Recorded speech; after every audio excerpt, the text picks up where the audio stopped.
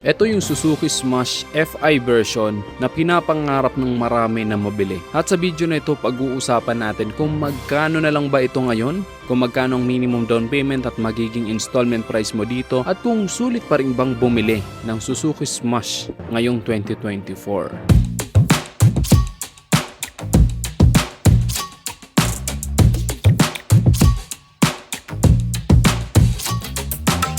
Nandito tayo ngayon sa Ñoñemar, San Jose, Iriga City. At ayan, nasa harapan natin ngayon ang napaka-pogi na Suzuki Smash FI version, color glossy red. Napakaganda ng kanyang kulay, kumikinang-kinang, very premium. Para itong naka-ceramic coating kung pagmamasdan. Simpleng-simple lang yung kanyang mga decals, pero bagay na bagay. Ang ganda rin tingnan itong kanyang emblem dito sa gitna na Suzuki. Na yan, naka 3D emblem siya, color silver. Bumagay sa color glossy red nitong fairings. Then isa sa nagpapaporma sa kanya itong kanyang exhaust dito sa dulo with combination ng color matte black na fairings. Diyan papasok ang hangin para hindi kumukontra sa malakas ampas ng hangin. Then yung kanyang headlight mas malaki na pero naka bulb type pa rin yan. Pero maganda sa kanya, ayun nga, mas malaki na siya. So mas malawak ng sakop ng kanyang headlight. Then nandiyan pa rin siya sa taas kaya kapag liliko ka, sasabay din ng ilaw sa'yo. And dito sa gilid, meron siya ditong sticker na FI o fuel injected. Then yung kanyang mga turn signal lights, ayan, mas aggressive na yung design ng kanyang mga turn signal lights. Naka-bulb type pa rin ito. Pero ayan, di ba? Maganda nang tingnan yung kanyang mga turn signal lights. Then ang ganda ng design ng kanyang front fender. Very premium din yung kanyang design. Malaki yung kanyang front fender kaya hindi ka matatalsikan ng mga putik-putik. At ayun, di ba? Sa harapang bahagi pa lang nitong Suzuki Smash FI, napakagandang pagmasdan na. Talagang poging-pogi ka dito sa kalsada. Then kapag tiningnan mo siya sa side view, mas ma-appreciate mo yung kanyang design. And meron siya ditong nakalagay na Smash FI. Naka-highlights yan. Then meron siya ditong Suzuki. Ayun, di ba? Bagay na bagay yung kulay ng kanyang mga decals sa kanyang kulay na color glossy red. Then pagdating sa kanyang meter panel, mas malaki na ito, mas kita mo na yung mga indicator, hindi ka na malilito. At ang maganda sa kanya, meron siyang gear indicator. So mas makikita mo kung naka-neutral ka ba, naka-primera or segunda. Then wala ka naman kailangang pindutin dyan dahil naka-analog display lang naman ito. Then sa kanyang mga switches, dito ang kanyang high beam and low beam switch, turn signal light switch, busina. Sa kabila naman ang electric push start, at bukod sa kanyang electric push start, meron pa itong kickstart. Yan, safe na safe din itong i-park sa labas dahil meron itong shutter lock. So hindi ito basta-basta masusundot o mananakaw ng mga masasamang loob. At ang ganda rin tingnan dito sa part na to, 'di ba? Color glossy red din siya. Hindi kagaya sa iba, 'di ba, na pagkadating dito sa part na to color black lang. Ito color glossy red siya. So mas stylish siyang tingnan, mas premium tingnan.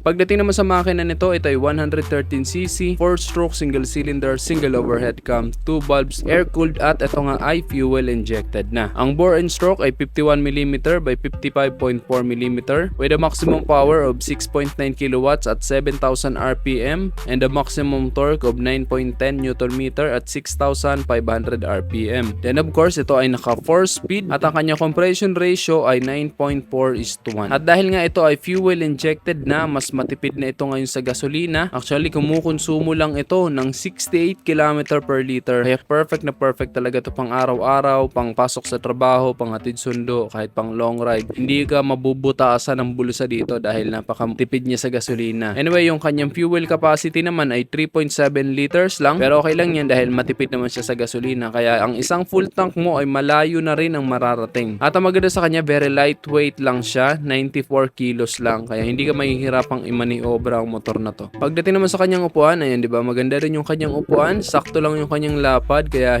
komportable ka rin sa mahabang biyahe. Then ang seat height naman nito ay 755mm lang. Kaya perfect na perfect sa mga average height. Kahit mga hindi katangkarad, let's say 5 flat, hindi mahihirapang i-drive ang motor na to, abot nyo pa rin ang ground. Then mataas ang kanyang ground clearance, 145mm, kaya hindi to basta-basta sasayad sa mga matataas na humps o sa mga bato-bato, hindi tatamaan ang makina nito. Ang wheelbase naman nito ay 1,220mm. Then pagdating naman sa kanyang gulong, sa harapan ay 70 by 90 by 17. Then sa likuran naman ay 80 by 90 by 17. Then of course ito ay naka-tube type pa dahil ayan nga naka-rim pa yung kanyang wheels. Then sa kanyang suspension ay naka-telescopic fork siya dito sa harapan. Sa likuran naman ay naka-dual shock.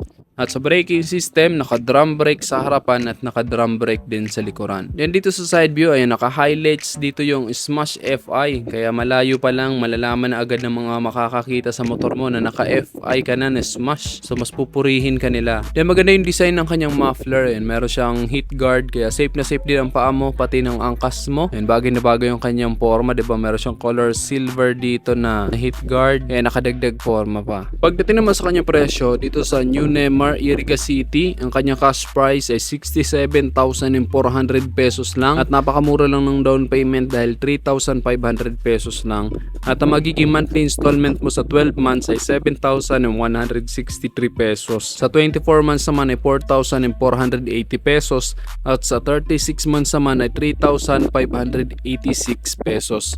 At meron pa itong free na half face helmet from New Nemar. Kaya pwede ka nang pumunta dito kahit wala kang helmet. Uuwi ka na nakamotor na meron ng half face helmet. So hindi ka nahuhulihin ng mga enforcer. At ayan, diba? Yan ang ating Suzuki Smash FI spoke version. Napakaganda ng kanyang forma, color glossy red. Hindi mo na kailangan set upan ng kung ano-ano dahil napakaganda na talaga. I think ang kailangan mo na lang ilagay dito ay mini driving light para mas maliwanag ang ilaw mo kung babiyahe ka sa mga gabi, mga long ride, mga ganun. Yan, napaka-importante niyan. Yan ang maganda sa Suzuki, napakatipid sa gasolina.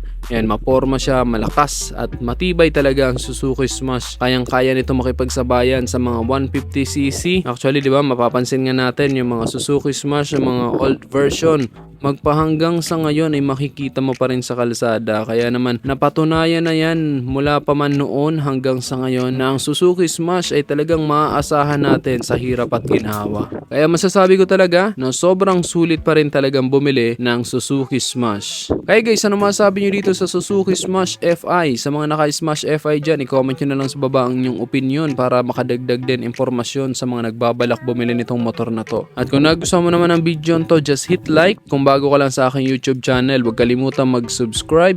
Click mo na rin ang notification bell para sa mga susunod kong video ay updated ka palagi. Yun na guys, hanggang sa muli, ako sa Rosgo TV. Ride safe always and God bless.